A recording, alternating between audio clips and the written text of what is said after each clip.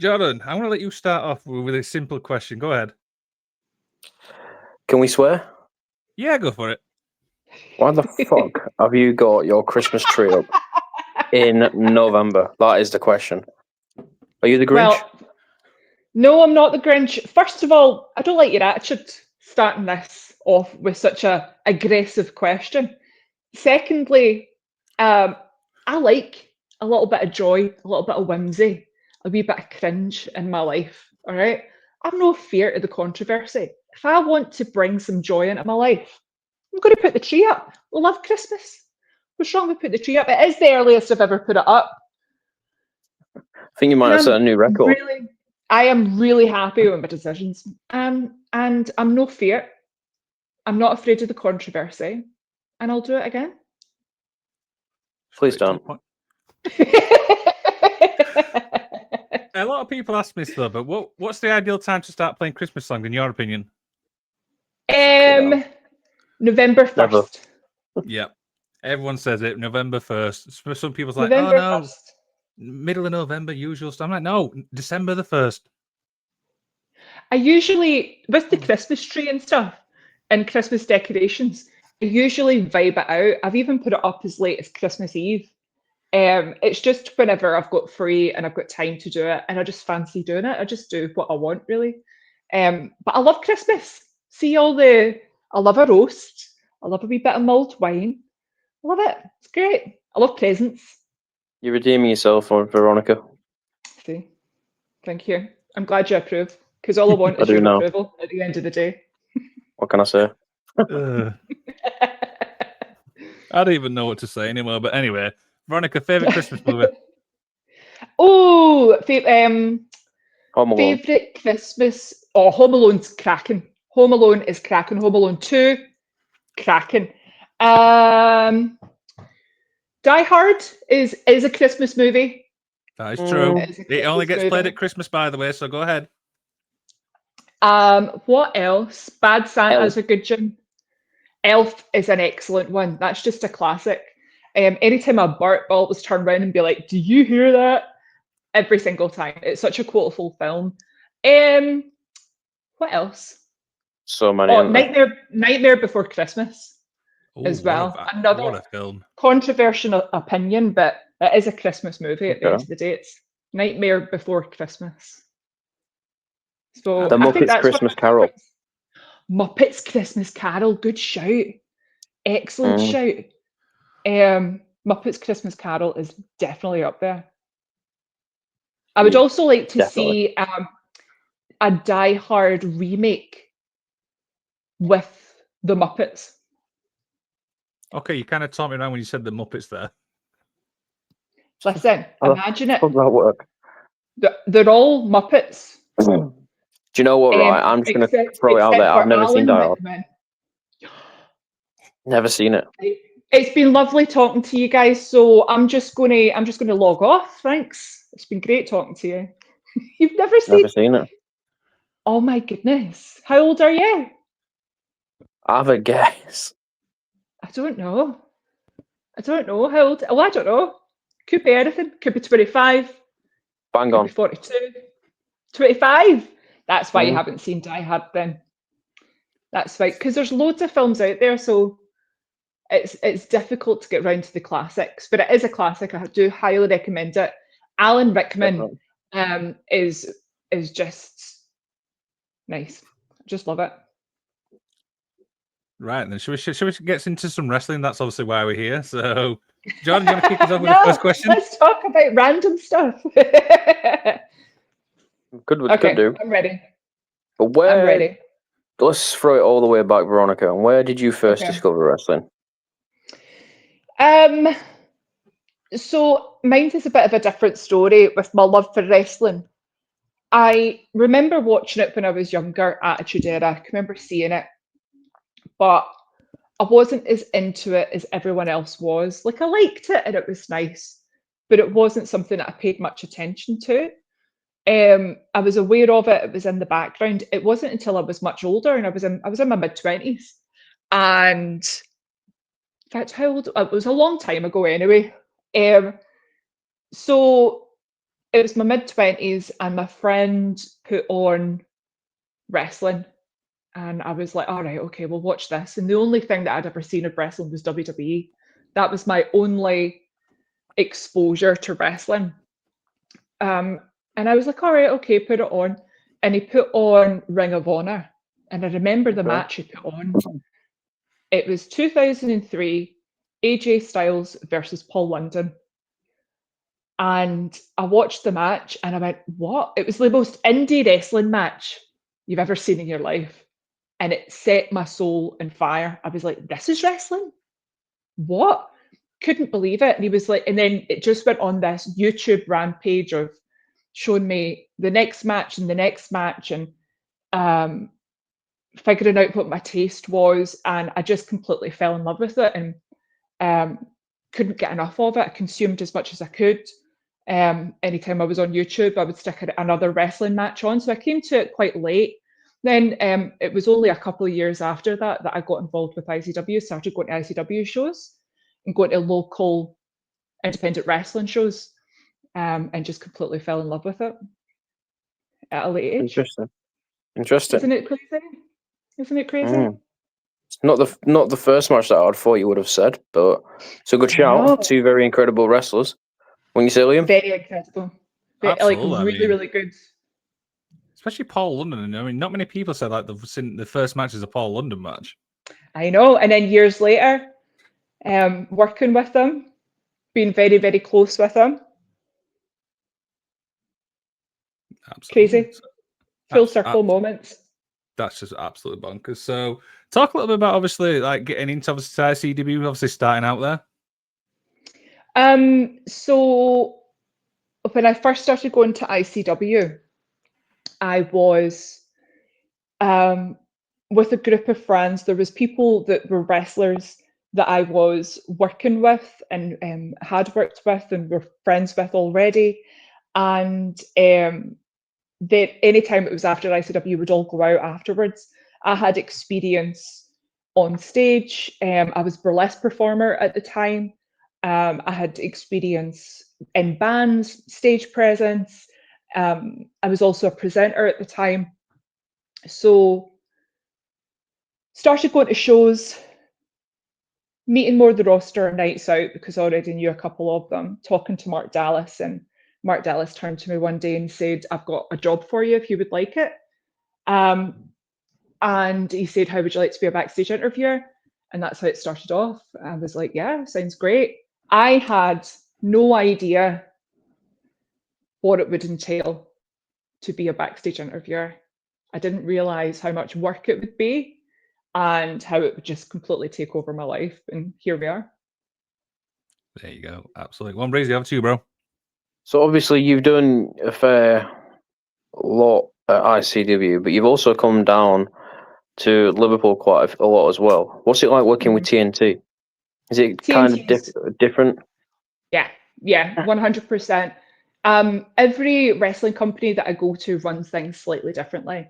With ICW, it's very regimented, and like it's very regimented. We have like show files that the office has access to. We have everything collated. We have scripts. We have promo lists. We have call times. Whereas TNT has, like, even at ICW, we have like pre-meetings. We have a run through where we go through absolutely everything, so everyone's like on the same page basically, which is very rare for other wrestling companies that I've worked for outside of ICW. So it's very regimented, very professional. Production is really on point.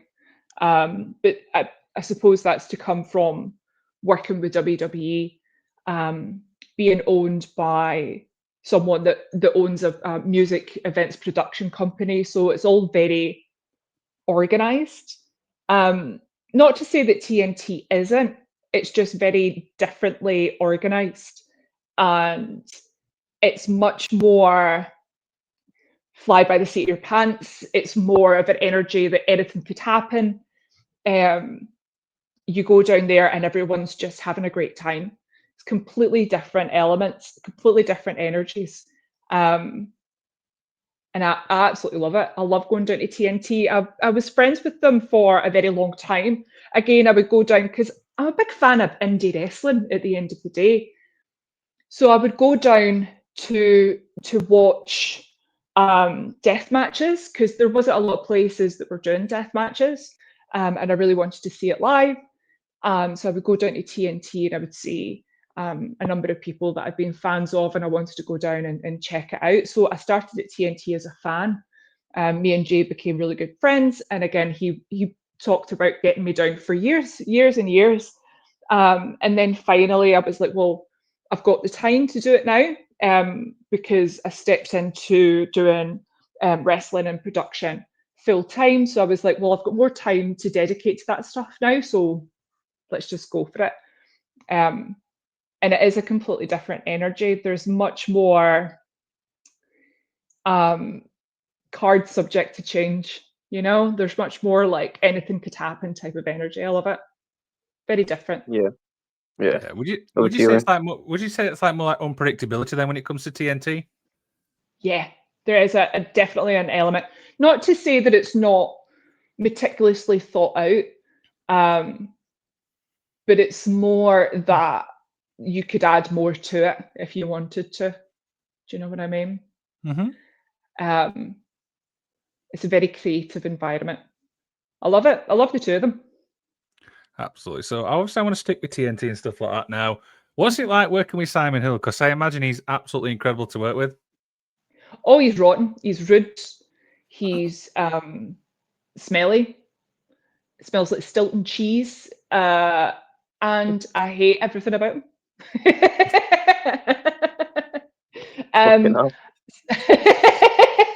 I don't really, obviously. Me and Simon, when I first met Simon, we were mutuals on, I think it was Twitter or Instagram. And the first time I went down to TNT, I spotted him in the corner, so I went up to him and I had my lights and my camera, and I'm like trotting up to him, and he's looking at me like, "Who is this? Who is this?" He didn't recognize me, and I was like, "Hey, it's me, Veronica. We're mutuals. I'm doing the socials. How are you?" And from then on, we just got on like an absolute house on fire. We had the very same attitude with things. We come from broadcasting backgrounds. We know how to structure things. I'm a lover of organisation, and pushing creativity and pushing art and interpretation and making sure that we're presenting these huge elements, these big ideas, and being able to break them all down and make them more palatable for people to listen to and digest better. So we got on like a house on fire with that aspect. We're on the same page with a lot of stuff. And he's just very supportive. He wants to make the scene better. He wants to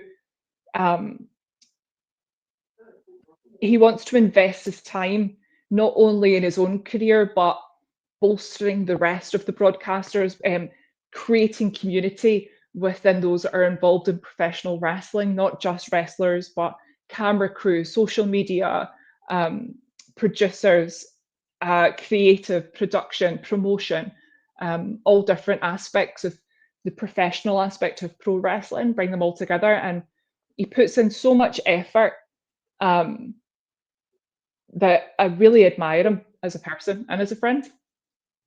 Awesome. Warren Breezy, back to you, bro. So, for people that don't know, what does it take to be a producer, and like what goes on behind the scenes that people wouldn't know of? So from my perspective, to be a producer, what we have to do is make things happen. We have to produce it. It's exactly what it says on the tin. So we'll get a list of things from creative, and it's my job to make sure that all of those things on the list happen.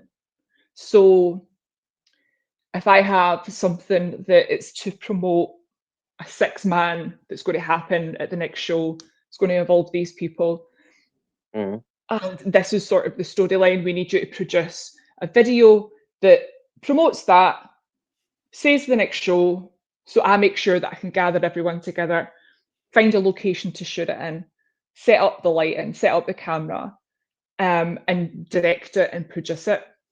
The one thing that people don't anticipate, the one thing that I run into quite a lot is people think that it takes 2 minutes to do a promo, because promos last 60 seconds for social media, last 60 seconds. So they don't take into account when we're finding the location, setting up the lights, trying to wrangle wrestlers, especially 6 of them, together for one promo backstage during a show is just, it's like herding cats. That's what that name was for, herding cats, is trying to gather several wrestlers and trying to get them all to face in the right direction and get their marks in place, figure out who's saying what, figure out what it is we want to say. A lot of people will come with like ideas of what it is they want to say. Some people don't like to go through it at all. They like to just get asked a question and just shoot from the hip. That again is something that you get with like developing interpersonal skills with and having these interpersonal relationships with each of the wrestlers. You get to know their habits. Like some people like to just start the camera, put a light on them, and that's where their best work happens. Other people like to stage it out and want to make a very specific impact and say very specific things. Like they might want to leave little Easter eggs for things that are happening later on. Some people are very meticulous. So the one thing is people think it doesn't take a very long time and it doesn't take a lot of effort to be able to facilitate people doing promotional material, interviews, filming things backstage, because it's me that films it all. So it takes a lot of effort to be able to put all of those elements from creative, from production, it's like a huge group project that I have to wrangle together and focus everyone to make this 60-second video to put online. You do an incredible job. Thank you very much. I appreciate it. But I think it's just the time and effort. People come in all the time, and I see people like starting to do backstage like material and just been filming things, and they think that it takes 2 seconds. It's the amount of time and skill that it actually does take is really underestimated, I think. Okay. I also want to follow on from what one Breezy just said there is, when it comes obviously to producing content and stuff like that, do you have like a time frame you have to do them by? Yeah, well, it really depends what it's for. It could be for, if it's for during the show, then we have to get the promos done before 6 o'clock for ICW. Same for TNT. We have to get it done like an hour before showtime. And if it's like for during the show, if it's like a post-match interview, I do prefer to actually do them after the match.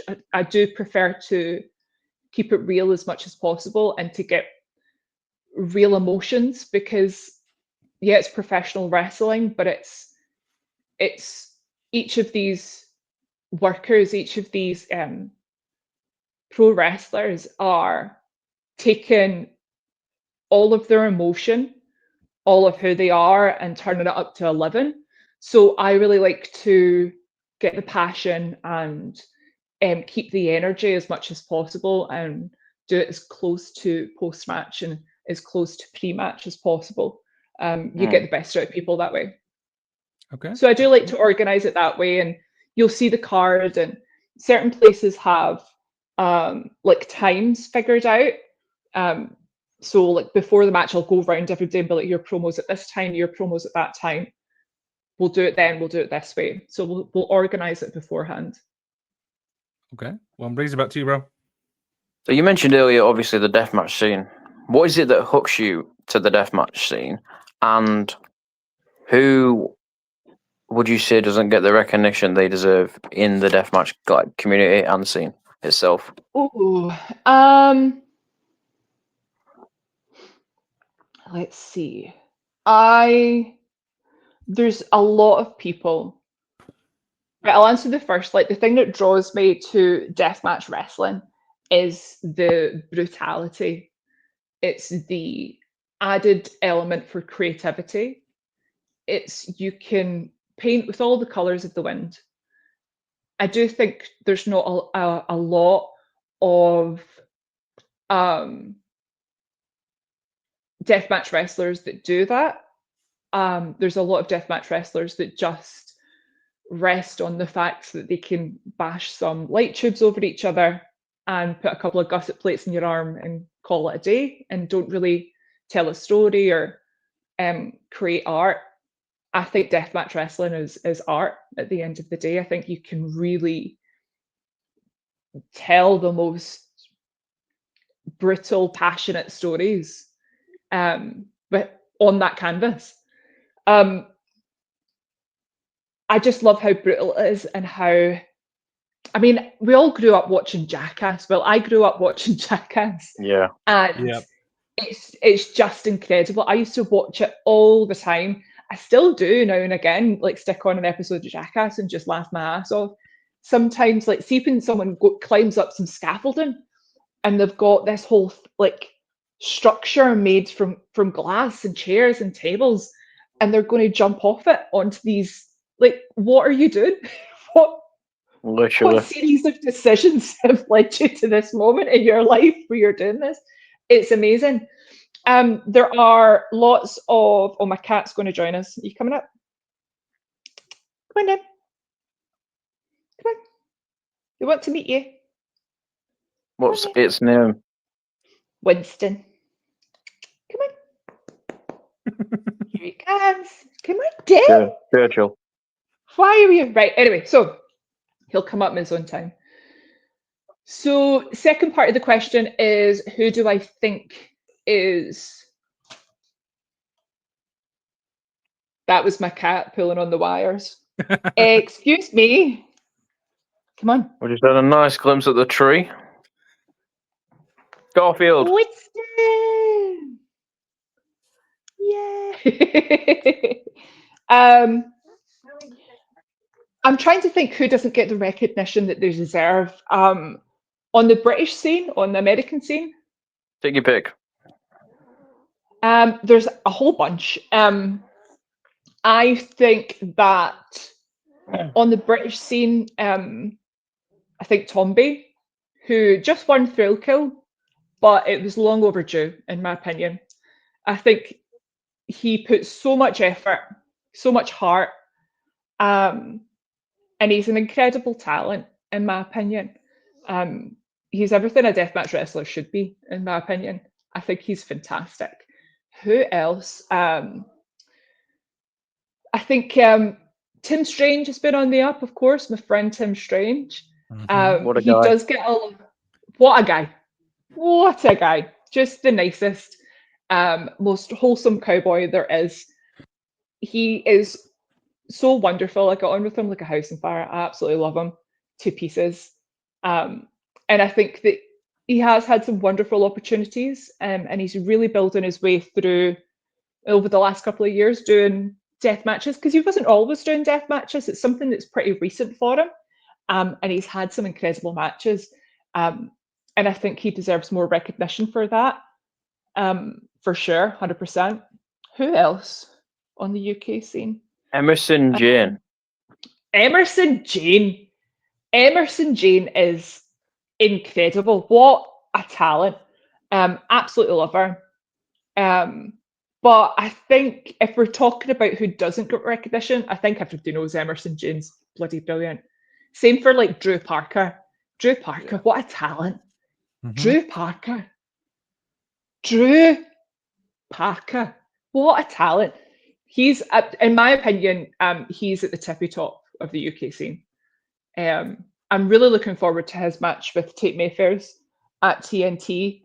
I'm really looking forward to it because it's we're going to see Drew in a very different light than we normally do at TNT. So I'm really looking forward to seeing what they come up with. I'm trying to think who else in the So many, aren't there? There's loads. Who else? Danny Darko. He's good. He puts in a lot of effort. I feel like he should get booked more. Who else? I think it's such a small scene. I'm thinking about in American scenes as well, who should get more recognition. I think Matt maybe Cardona. Matt Cardona. I think again, he gets loads of. He's doing really, really well. He's doing great. Yeah. He should be getting booked all the time. I'm trying to think of people that are just like really, really good and should be booked more. I want to see more of Ricky Shane Page. I think he is an incredible talent. He, of course, is just back from a spine injury, so he's just like slowly getting back to it. But I'm really looking forward to seeing him back in the game. He should get more recognition for all the things that he's accomplished, all the Yeah. tours that he's done, all the people that he's faced. Like, he should get a lot more recognition. He's definitely one of my favorite wrestlers, full stop, not just deathmatch wrestlers, one of my favorite wrestlers and a very good friend as well. And Tara that's all I Zepp. can. Who? Tara Zepp. Tara Zepp. Yeah, she's like a Canadian female who does the deathmatch scene. She's done a few. She's really Does good. she have the dark eyes? I think so. She's like a Harley Quinn. She's full covered in tattoos. Yes. I know who you're talking about for sure. Yeah. I don't think I've ever seen a match, so I wouldn't be able to comment. I wouldn't Yeah. like to comment without seeing a match at least. Okay, absolutely. Who does she work with? So she's done a few for GCW, and then she's done. What's the one that she did recently? I think she's done one with John Wayne Murdoch as well.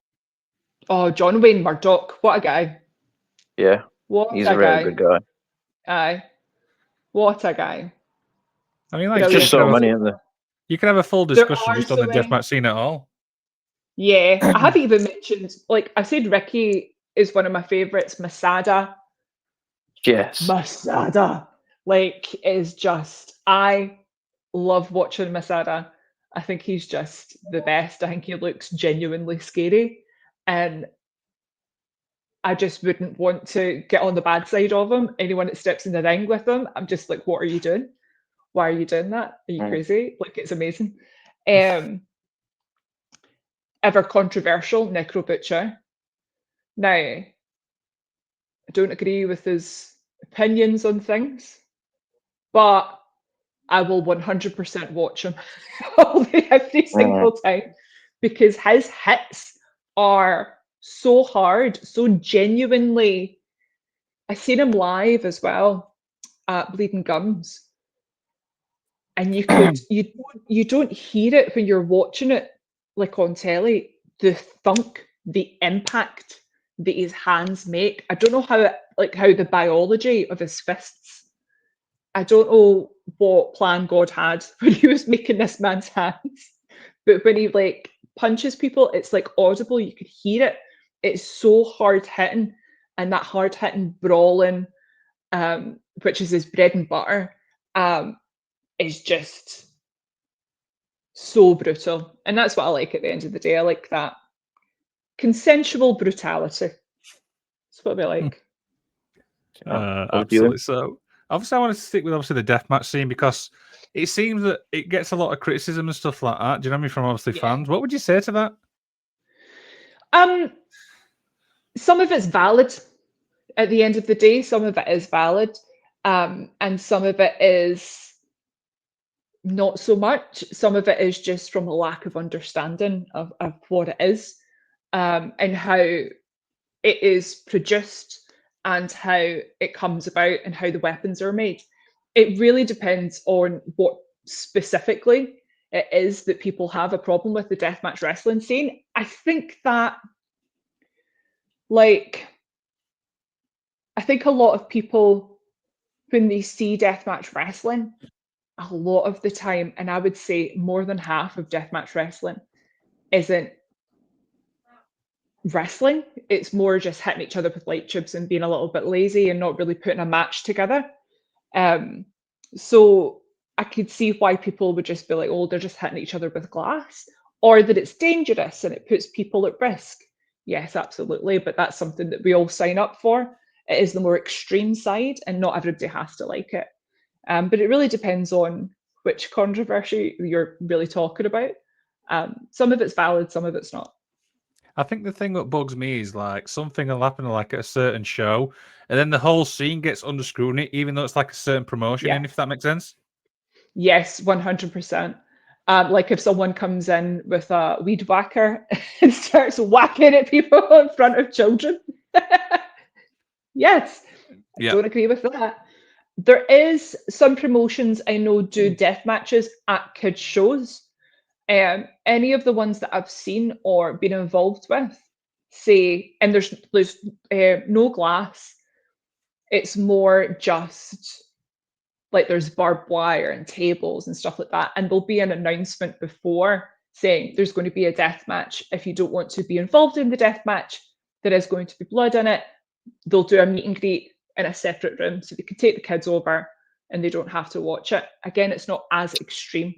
It's more like, I would say it's more like extreme hardcore style rather than an actual death match.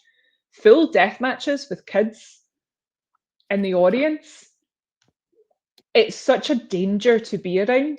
When you step into a room where there's going to be death matches, you are stepping into it knowing that there's going to be glass flying around, that there's going to be objects flying around, drinks are going to be spilled, the floor is going to be slippery with alcohol, water, blood, spit.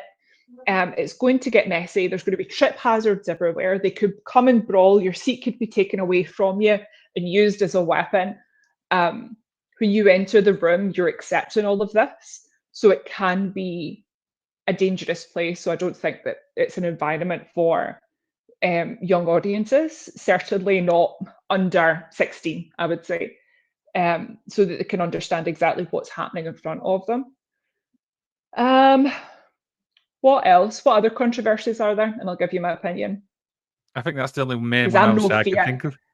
I'm no Fiat. I'll say it. I'll think of I'll someone. say it. One breezy back to you, bro. So someone in ICW, I think, has had an incredible year and a half. I would say is Rhio. Wouldn't you agree? 100%. 100%. A big stand for Rhio. I'm a huge fan of Rhio. Both in the ring and backstage. Just an absolute delight to be around. Powerhouse, full on aura, success. Amazing. Beautiful. Gorgeous. Queen. 100%. Straight to the point. I love it. Anything else, John, or do you want to go with my question? You can go yours, mate. Absolutely. Oh, did I answer it already? Nice. No, you did. No, absolutely. So we've talked about TNT, we've talked about ICW, but I want to talk about Siren's Fury because that is a great promotion. So yeah, Siren's Fury is going to give a platform for female wrestlers to really show their stuff and to be able to. In wrestling, female wrestlers are quite limited to one match a show on average. So it's very difficult to build up interconnected storylines. It's very difficult to continue on the path of like building something when you only get one match a show. Especially if a lot of wrestling companies don't have intergender matches, they don't have mixed matches. A lot of people shy away from that. I don't think they should. I think it should be pro wrestlers and everyone just wrestles together. But this certainly gives people the platform to be able to not only have multiple matches but learn from each other and be able to put on a full show. It's going to be very, very exciting. We've got 4 dates, I believe, in 2026. The last show, Sirens Fury, I did the ring announcing. I've started doing a little bit of ring announcing, just a little bit, Good. just a little bit, which I'm okay at. I'm not too bad. I do still make mistakes, but I've only done it 3 times in total, so it's not too bad. I did make some mistakes at the last Cyrus Fury, but I'll just ask you to fast forward through those bits and please give me some patience. That would be great. So I'm really looking forward to seeing Cyrus Street. It's going to be on a Thursday night, which will be exciting as well. I'm looking forward to it.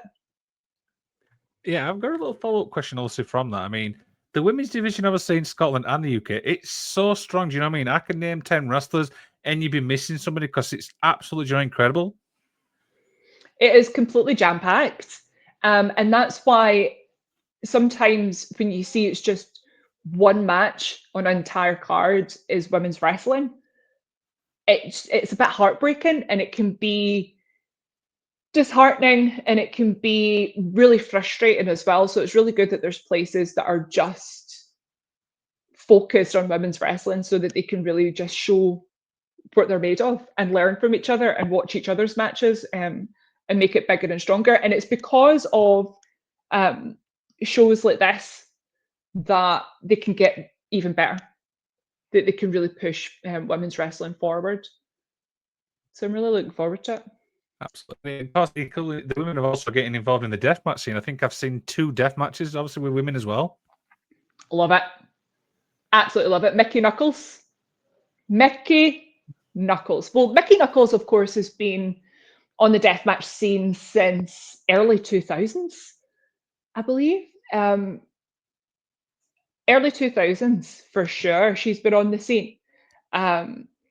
She's won Tournament of Death at ICW. A promotion that is it's one of my favourite promotions to watch. I'm a big CZW fan. And to see her win TOD was just, what a moment. It was just incredible. She does really, really well. Of course, you've got Emerson Jane, who isn't afraid to put herself out there and just really be brutal.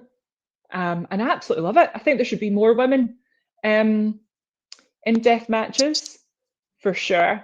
I think that it's quite funny because I think that women do naturally have a higher pain tolerance. So the smaller things don't hurt as much, which I think we should use to our advantage.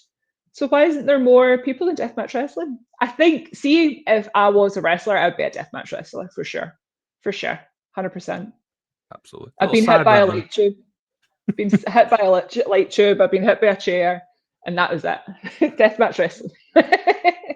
Little side rant: Lucy Sky and Casey Owens from TNT. That 100%. deathmatch was incredible. Yep, really, really good.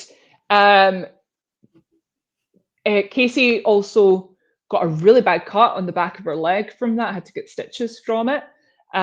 Lucy Sky is just incredible, and I don't know how she does it, but see, when her face is covered in blood, she somehow suits it and looks really pretty, and I don't know how she does it.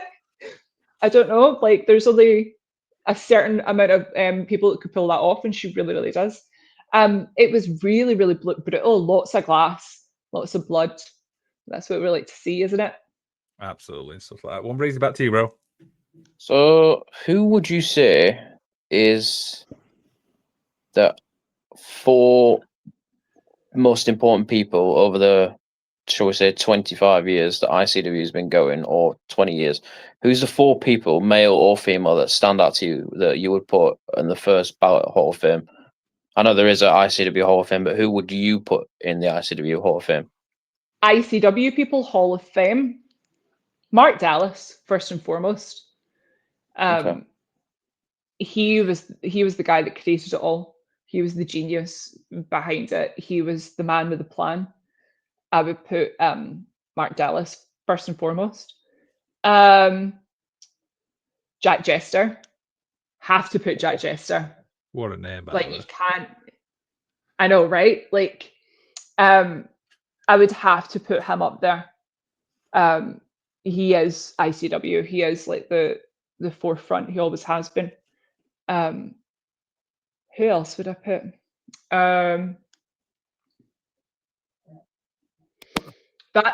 I've only got 2 left. Oh, I've only got 2 left. Right, I have There's no to have right a or wrong. woman. I have to have a woman. Has to be a wrestler. Going to put, and it had like, who's it going to be? Because it's obviously either going to be Alba, Kaylee Ray, or it's going to be Pippin Niven. Piper Niven, Yeah. Viper. Like, now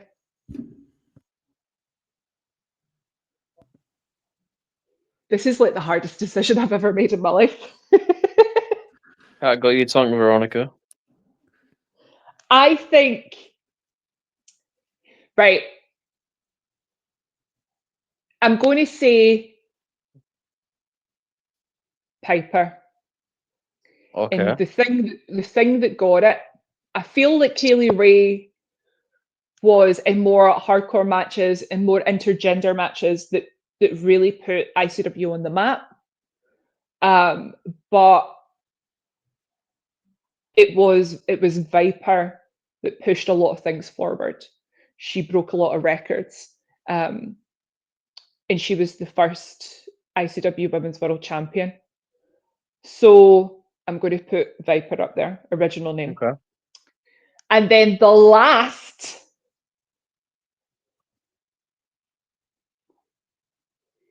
You can have an honorable mention. Who are you gonna have?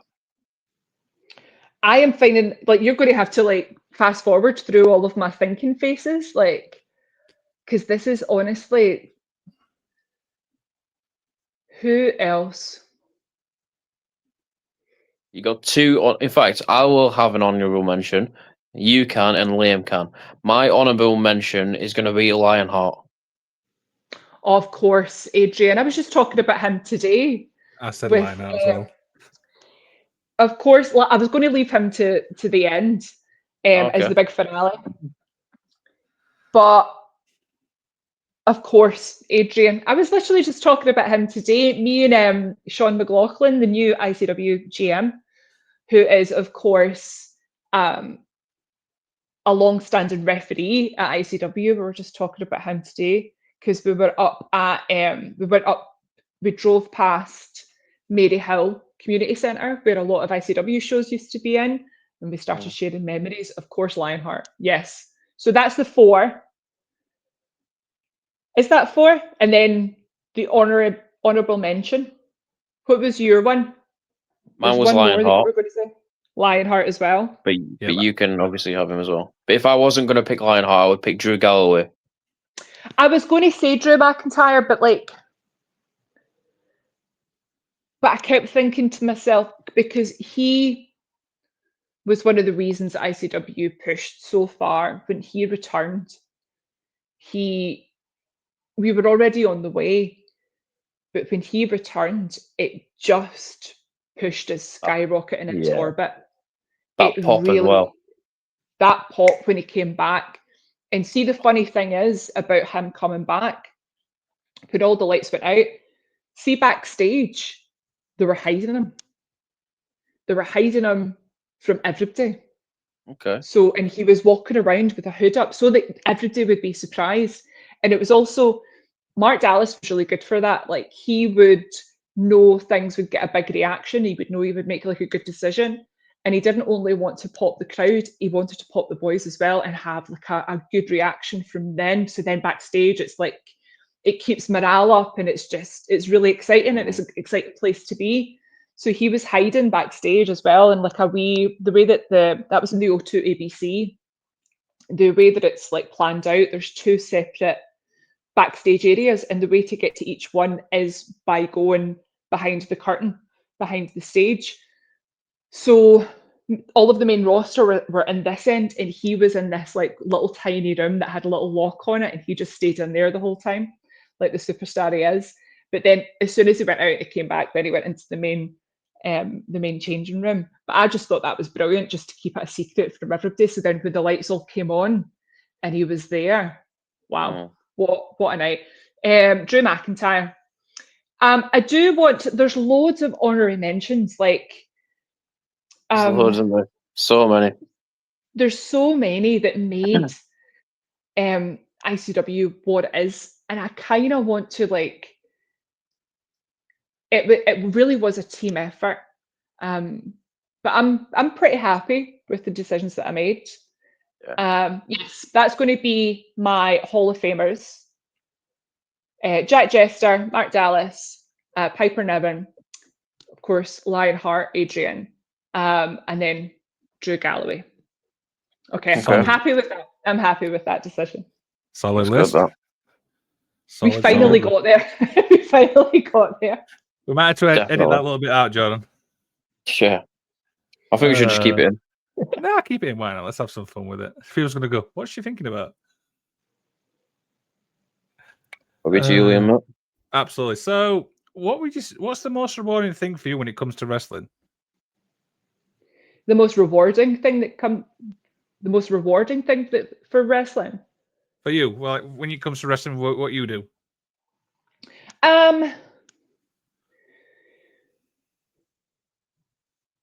The most rewarding thing for me is giving people the permission to be a little bit out of the box and realize that pro wrestling is an art form and that we can do whatever we want. Like, there's no rules. You literally can do whatever you want with these promos. If you want to try something new, if you want to get something across, using promos is a way to expand on your character work. It's a way to really explore who you are and what's important to you. What I like is watching people build the confidence to really let it go. And when you see the floodgates open, everything that comes out, moments that make me feel that I'm really like contributing to something is small moments, and it's usually if there's a screen during a show that's showing promos and interviews and things like that, and it's showing promos that I've done, and they're getting a lot of likes and they're getting a lot of attention. It's those moments that make me think, I did that. I was in charge of that. I told them to say that. I wrote that.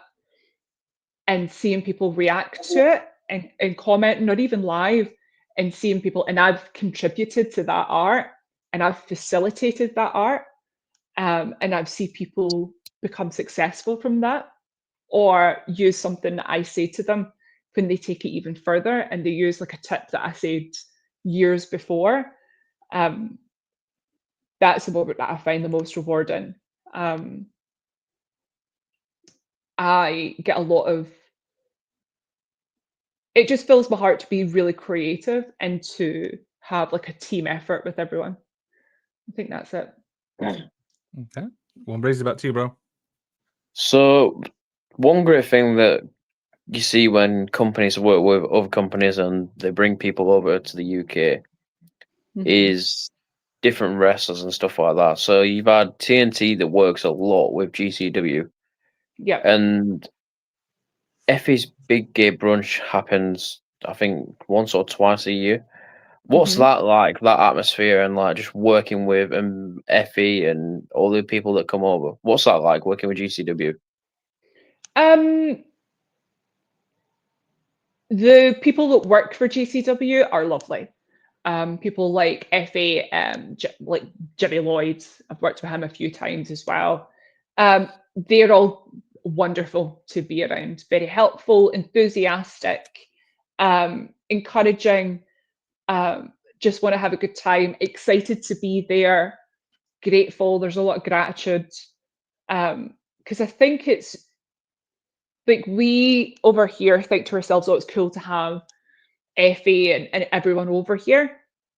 But we have to remember they get to travel the world and we're part of the world that they get to travel to. So they're filled with gratitude.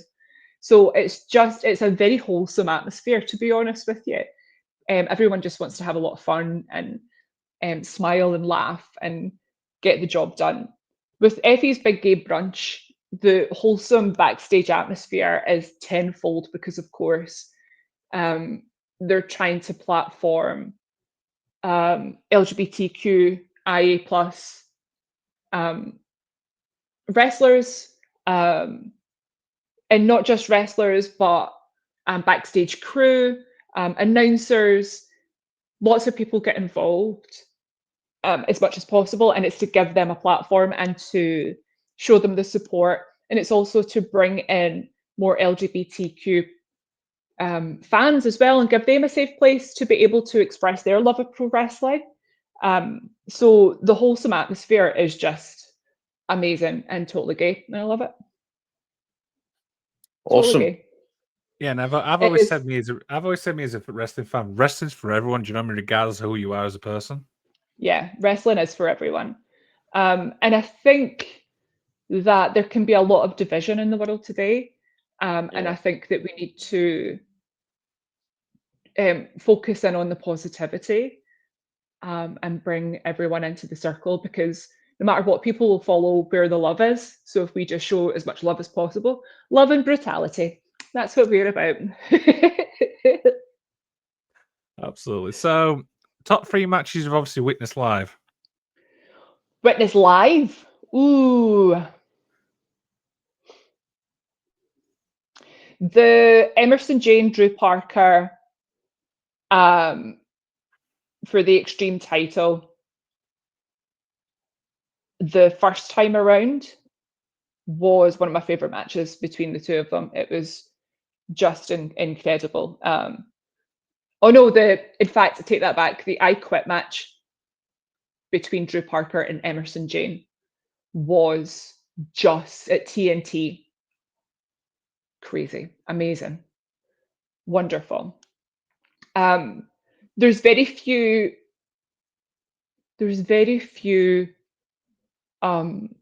wrestling matches that I have the time, that if I'm working the show, that I'll have the time to go out and watch. I try to catch at least one wrestling match if I'm working a show, just one, just so that I can get the vibe of the night. Because there's nothing like watching a wrestling match in person. You can watch it back online or whatever, but there's nothing like being at a wrestling show. So I do like to go and watch. So that was one, definitely. It was the I Quit match. What else? Do you know what one I really enjoyed? And I always say this. There was a dog collar and chain match between Wolfgang, BT Gun, in 2018, I believe. And there was a feud that was building between them for months and months. And they finally came to this stipulation. Now, the two of them are cousins. So there was a lot of resentment and animosity between the two of them, just pure venom. A lot of lore behind it. And you felt every bit of it during that match. It was just incredible. It was the first time I'd seen that stipulation live, and it was so brutal. At times, I thought they were going to stop the match. It was just so incredibly brutal. And then third that I've seen live, trying to think. See, when you just narrow it down to so few, it's really difficult when you've worked in wrestling for over 10 years. 14 years. 14 years now. And third one, that I've seen live. My favourites.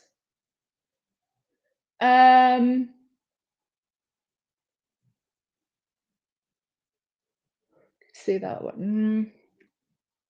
So many in that. I'm going to, I know there's just so many. I'm going to say Jack Jester versus Drew McIntyre, Badlands, 2017. 2017? In fact, I remember that. It was, there's a YouTube I think it was hype 2016. video for I it think. that every time I watch it, is it 2016? I think so. 2016? It was 2016. There's, and I think because it represents such a moment in time for me, I remember watching it. I remember the chills. And even now, watching that hype video, I'll burst into tears every time. I remember that day, everything that was happening. Incredible. Honourable mention to was it that Start same something year? Was now. it a couple of years later? But it was Lionheart versus Jackie Polo. Mm. And Jackie Polo came out in gear with his own face on it. That match was just so full of rage. And it popped the boys very much so, from beginning to end. From beginning to end.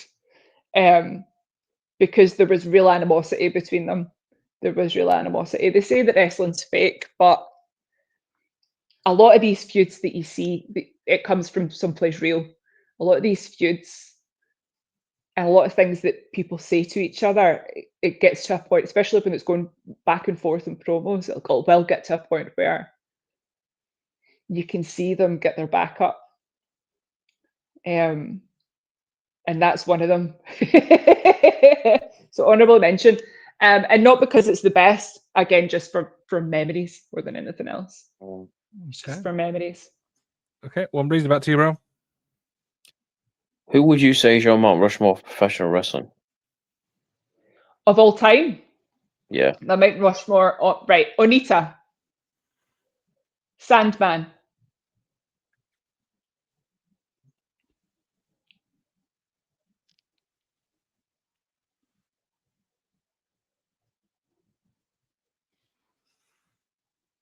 Raven.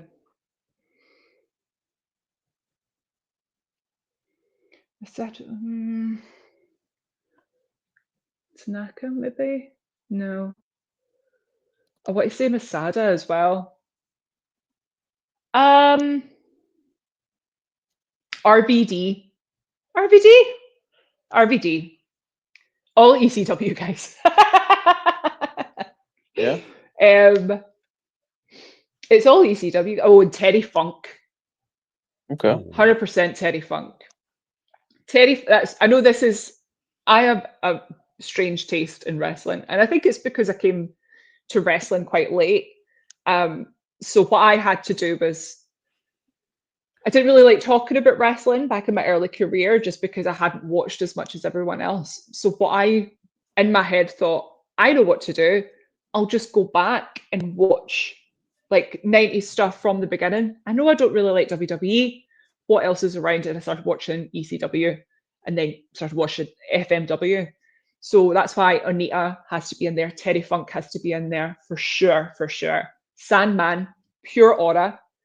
And then I was going to say RVD or Tommy Dreamer, but I'm going to place the fourth one for Raven just because he was an absolute genius and is still in creative to this day.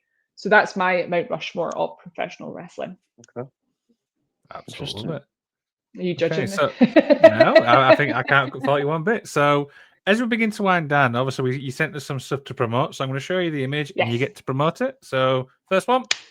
Nice. Oh, right. So this is Iron Kingdom. So this is a one-time only collaborative event between Iron Girders Pro Wrestling and Fan Frontier. Now, Fan Frontier usually promote Comic-Cons, these huge, big conventions where people gather together. So they're letting their powers combine to create this one-time only 18+ show.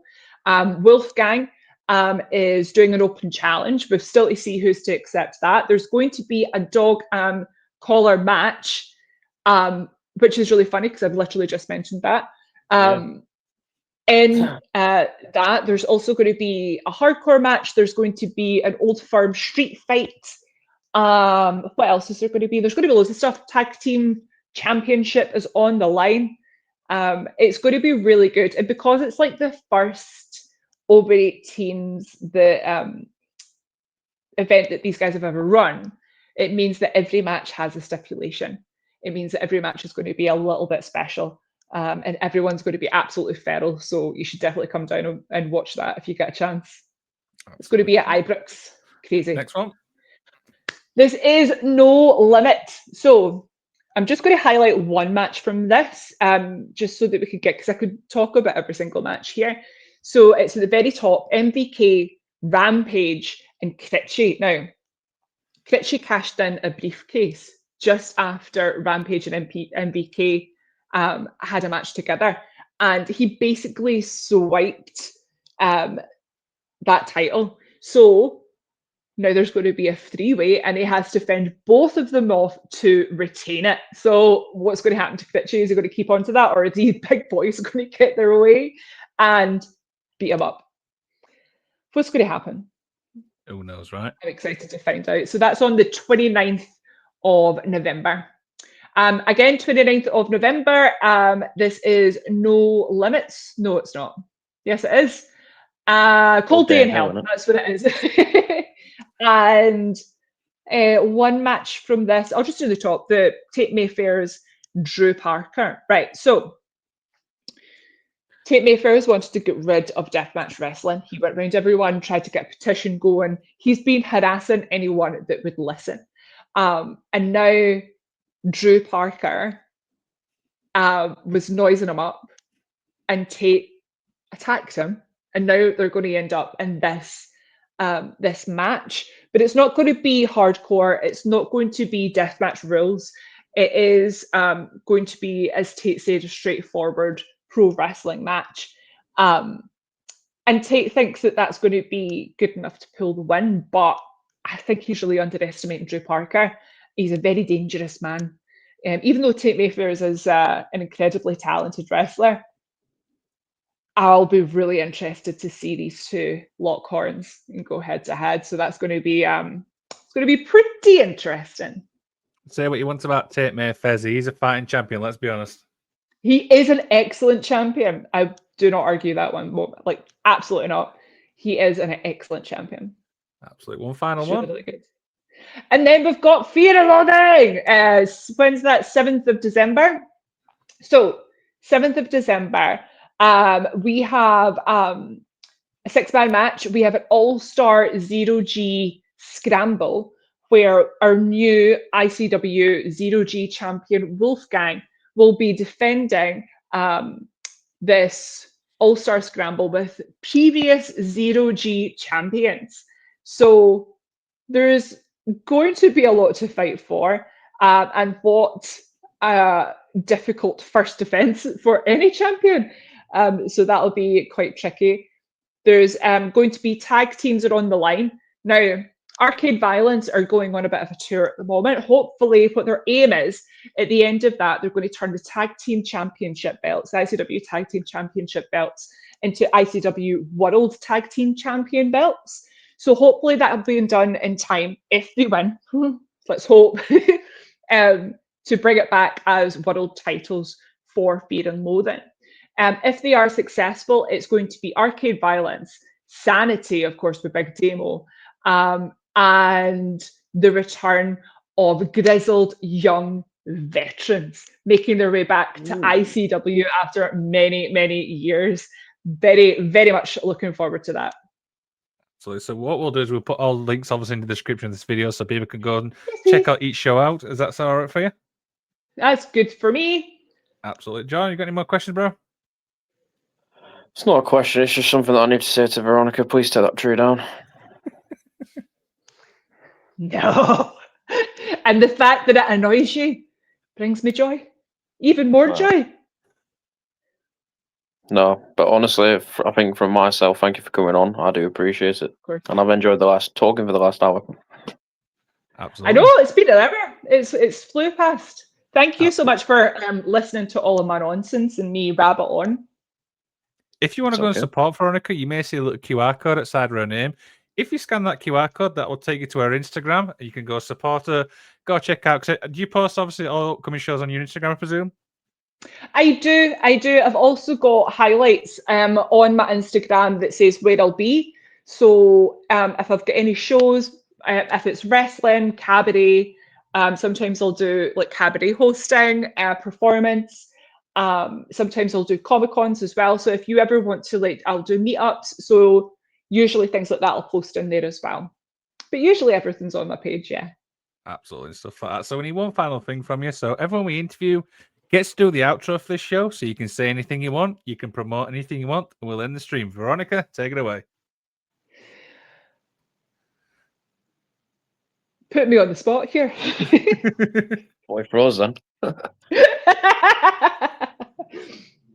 For the outro, I would just like to thank everyone for watching. Make sure to like, subscribe, and comment down below everything that you liked here or any additional questions, and I'll make sure to come along and answer them myself for you. Thank you so much for watching. I know everyone here really, really appreciates it. Come to the next one, and we'll see you next time. Just watching.